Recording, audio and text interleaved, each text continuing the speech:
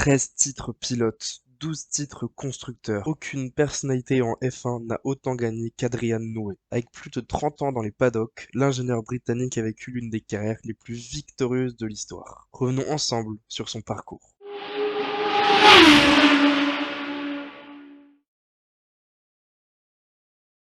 Ingénieur britannique de 65 ans en 2024, il est sorti de l'université de Southampton en 1980 avec un diplôme d'ingénieur en aéronautique. En 1981, il est directement recruté par l'écurie de Formule 1 Fittipaldi Automotive, l'écurie familiale des Fittipaldi, qui a notamment vu courir le double champion du monde Emerson Fittipaldi. Malheureusement pour Newey, l'écurie ferme ses portes en 1982 et il doit se trouver un autre challenge. Il aura l'occasion de rejoindre la firme Marsh Engineering un an après et il va travailler dans plusieurs catégories du sport automobile jusqu'en 1986. Tout d'abord, il devient ingénieur de course de Formule 2 de l'époque. Il va ensuite concevoir la March GTP IMCA en endurance avant de devenir le directeur technique de March en kart, l'ancêtre de l'IndyCar. Et c'est dans cette catégorie qu'il remporte ses premiers succès avec les titres de Bobby Rahal en 1986 et 1987. Il revient ensuite en Formule 1 avec le projet Force en 1987, un projet de courte durée, puis il revient pleinement avec March dès 1988. Il devient alors designer en chef de l'équipe et dès la première année, les performances de ses voitures sont saluées par le paddock. L'équipe passe de la 13e place en 1987 à la 6e avec 2 podiums d'Ivan Capelli dès 1988.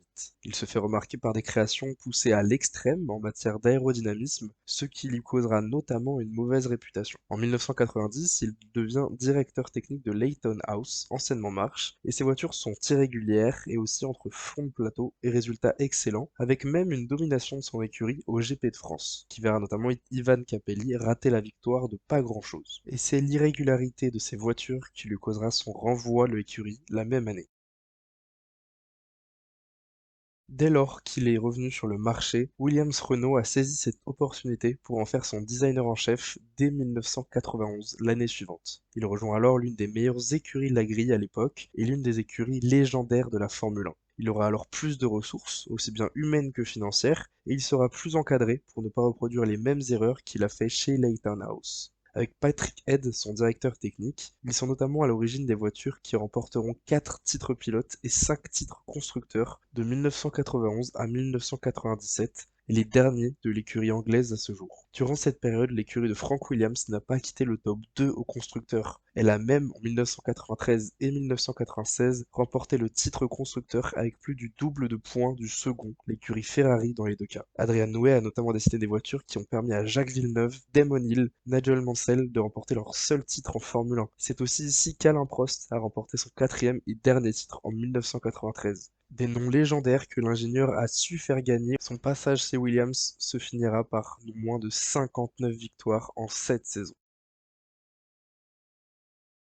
Et quand Williams domine la saison en 1997 avec une voiture qu'il a dessinée, Adrian Newey, lui, a déjà rejoint McLaren. Il retrouve un poste de directeur technique qu'il a occupé anciennement chez Leyton House il y a 7 ans. Son choix de changer d'écurie intervient car la présence de Patrick Head chez Williams l'empêchait d'accéder à ce poste. Et le succès arrive instantanément pour l'écurie de Woking. Mika Hakkinen remporte ses 2 seuls titres de champion du monde en 1998 et 1999. McLaren remporte même le titre constructeur sur la première année, le premier depuis 1991. Et le talent d'Adrian Newey est d'autant plus mis en avant que Williams ne performe plus autant depuis qu'il est parti, et ses voitures, elles, sont toujours en haut du classement. C'est réellement après ses 2 premières années chez McLaren qu'il devient l'une des icônes du paddock et que tous les suiveurs de la Formule 1 reconnaissent son génie. Il va ensuite malheureusement subir la domination de Ferrari et de Michael Schumacher en ne trouvant pas de solution pour faire performer ses voitures davantage. 2 titres de vice-champion du monde et vice-champion constructeur en 2000 et 2001, en s'éloignant petit à petit de l'écurie italienne, Adrian Newey n'arrive plus à gagner sur ces périodes-là. En 2001, on entrevoit même la fin de son épopée McLaren. Son recrutement est annoncé chez Jaguar en cours de saison, mais il restera finalement dans son écurie. Ses voitures, elles, descendent petit à petit dans la hiérarchie, derrière des Ferrari indomptables d'année en année. Et le retour de Williams au premier plan fait passer McLaren à la 3e place du championnat constructeur en 2002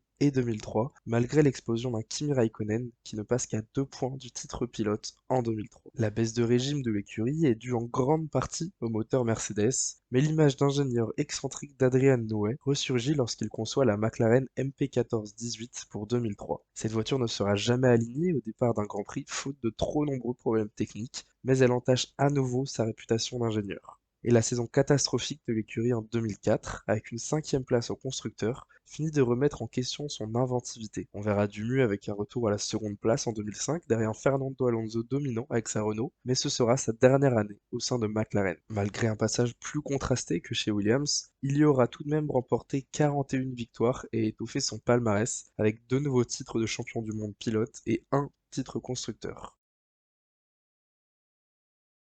Et c'est en 2005-2006 que sa carrière prend un nouveau tournant. Il annonce son départ pour la toute nouvelle écurie autrichienne Red Bull. Il a pu alors diriger l'équipe qui a dessiné la voiture dès 2007.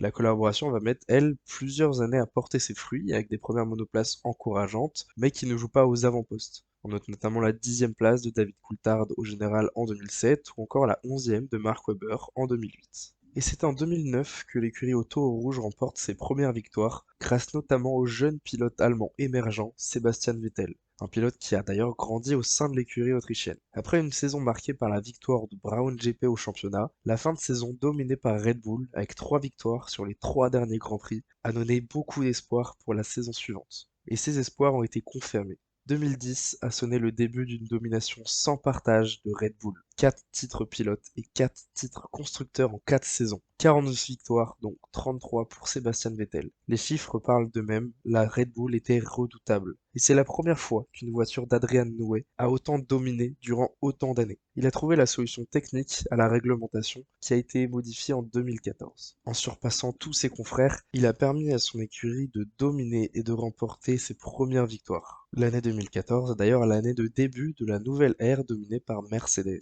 Red Bull a eu une pénurie de titres durant plusieurs années, mais elle est restée une écurie qui compte en finissant vice-championne à 2 reprises, en 2014 et 2016, et cette baisse de régime coïncide également avec le leading de l'écurie par Daniel Ricciardo en interne et l'avènement progressif de Max Verstappen, devenu leader de Red Bull en 2018 avec une 4e place au classement pilote. Et c'est en mars de la même année qu'il annonce le nom de son successeur, Pierre Vacher. Il avait déjà repéré en 2012 lorsqu'il était chez BMW Sauber, et ensemble, ils dessineront les voitures autrichiennes pour les saisons suivantes, et ce jusqu'à la fin du parcours d'Adrian Newey dans l'écurie. Sur les 2 dernières années de domination de Mercedes, Max Verstappen s'est peu à peu imposé comme le 3e homme du championnat, au point de faire du podium où il accompagne les pilotes Mercedes de l'époque, Lewis Hamilton et Bottas, le podium le plus commun de l'histoire. À 20 reprises, ils se sont retrouvés ensemble sur la boîte. Et c'est en 2021 qu'Adrian Newey va à nouveau montrer son génie. Il est à l'origine de la voiture qui casse la domination Mercedes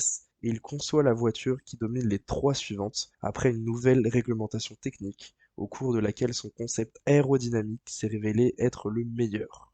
De nouveaux titres pilote et constructeur pour Max Verstappen et Red Bull sont à mettre à son actif. En mars 2023, Max Verstappen remporte même la 200e victoire d'une Formule 1 conçue par Adrian Newey, et il est en passe de devenir un nouveau champion du monde pilote avec Max Verstappen et constructeur en 2024. Son passage chez Red Bull est réellement celui qui a le plus fait briller l'ingénieur britannique. En rejoignant un nouveau projet, il a fait de l'écurie autrichienne l'une des meilleures écuries de l'histoire. Ces voitures n'ont plus quitté le top 3 constructeurs depuis 2009, mis à part en 2015, et il a été à l'origine de plus de 100 victoires au sein de cette équipe. On en compte 114 après le Grand Prix de Chine 2024. Et même si ces conceptions sont le travail de plusieurs ingénieurs, ce qui est sûr, c'est que l'équipe autrichienne ne serait pas la même sans lui.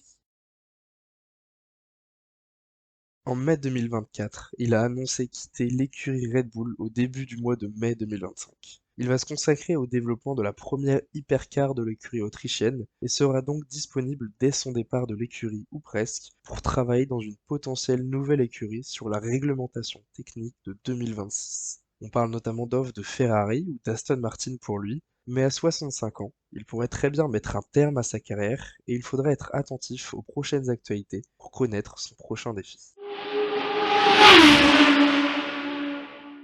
Merci à tous d'avoir suivi la vidéo. N'hésitez pas à vous abonner, à lâcher un commentaire et à liker. On continuera à faire ce genre de vidéo histoire où on parlera de la carrière d'un pilote ou d'une personnalité de la Formule 1. Alors à bientôt!